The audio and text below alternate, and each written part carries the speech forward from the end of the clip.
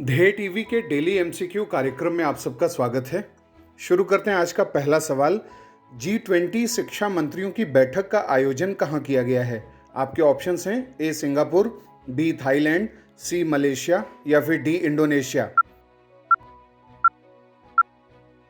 इसका उत्तर है डी। व्याख्या देखते हैं।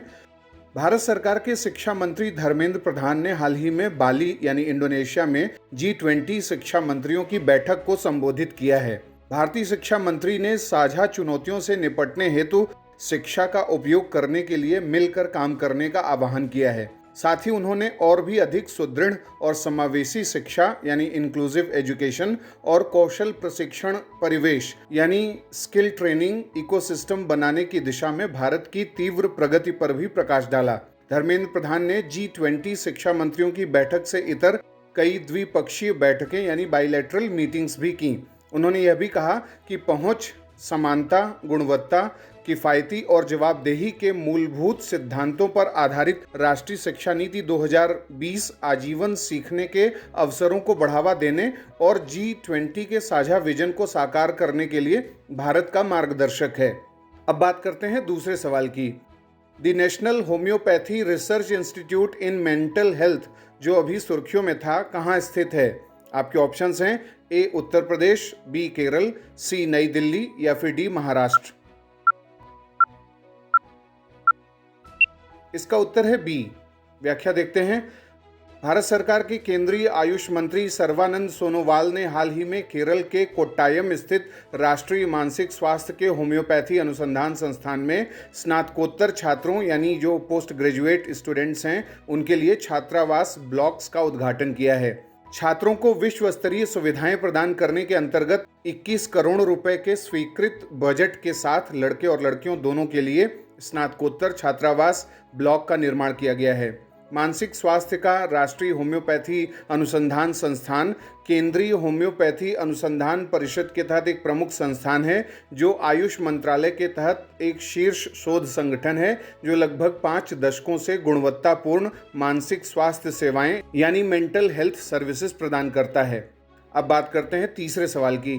केंद्र सरकार ने हाल ही में जिन 3 राज्यों में 3 बल्क ड्रग पार्कों के निर्माण की सैद्धांतिक मंजूरी दी है, उसमें कौन सा राज्य शामिल नहीं है? आपके ऑप्शंस हैं ए हिमाचल प्रदेश, बी गुजरात, सी राजस्थान या फिर डी आंध्र प्रदेश। इसका उत्तर है सी। व्याख्या देखते हैं। भारत सरकार के औषध विभाग ने बल्क ड्रग पार्कों को बढ़ावा देने की योजना के तहत 3 राज्यों हिमाचल प्रदेश, गुजरात और आंध्र प्रदेश के प्रस्तावों को सैद्धांतिक मंजूरी दी है। इसमें राजस्थान शामिल नहीं है। यह देश में बल्क ड्रग विनिर्माण को सहायता देने के लिए शुरू की गई प्रमुख पहल है। इस योजना को साल 2020 में 3000 करोड़ रुपए के वित्तीय परिव्यय के साथ अधिसूचित किया गया था। यह बल्क ड्रग पार्कों की स्थापना के लिए 3 राज्यों को वित्तीय सहायता प्रदान करेगा। इसका उद्देश्य केंद्र सरकार द्वारा समर्थित विश्व स्तरीय बुनियादी सुविधाओं यानी इंफ्रास्ट्रक्चरल फैसिलिटीज का निर्माण करके बल्क ड्रग के विनिर्माण की लागत को कम करना है और इसके माध्यम से घरेलू थोक दवा उद्योग की प्रतिस्पर्धात्मकता में बढ़ोतरी करना है। अब बात करते हैं चौथे सवाल की।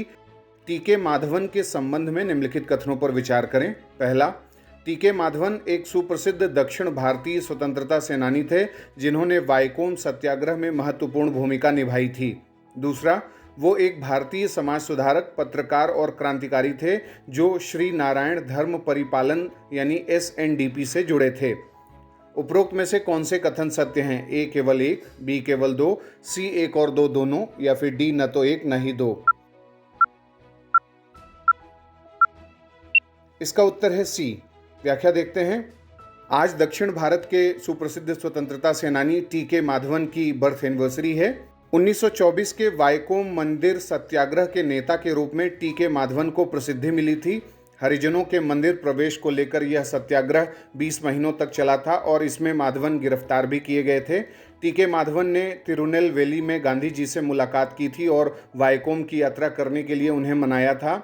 गांधी भारतीय राष्ट्रीय कांग्रेस के एजेंडे में इस मुद्दे को शामिल करने के लिए सहमत हो गए थे। मार्च 1925 में गांधी जी वाइकोम पहुंचे। वे माधवन के साथ ठहरे और सत्याग्रह आंदोलन सफलता के साथ समाप्त हुआ।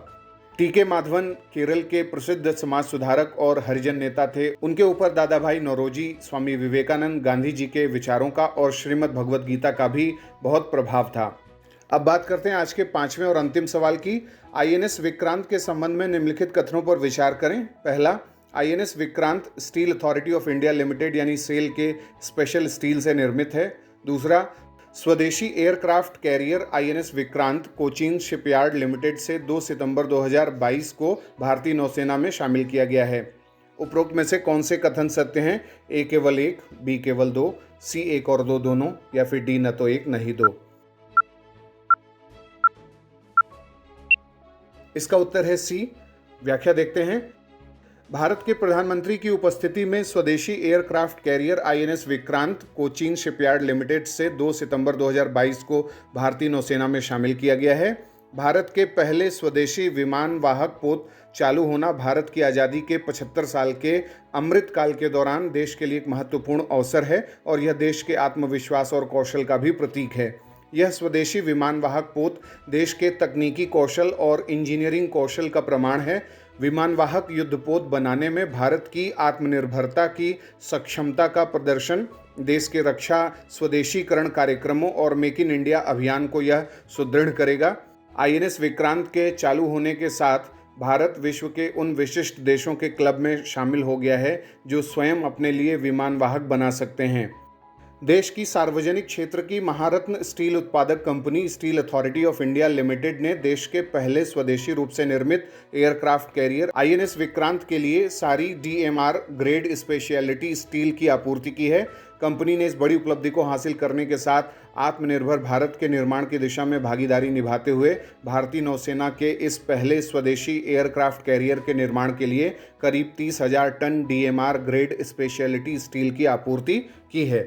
तो ये था आज का हमारा डेली एमसीक्यू कार्यक्रम। आपके 5 में से कितने सवाल सही हुए, कितने गलत, आप हमें कमेंट बॉक्स में बताएं। अगले कार्यक्रम के साथ जल्दी हाजिर होंगे। इजाज़त दीजिए। नमस्कार।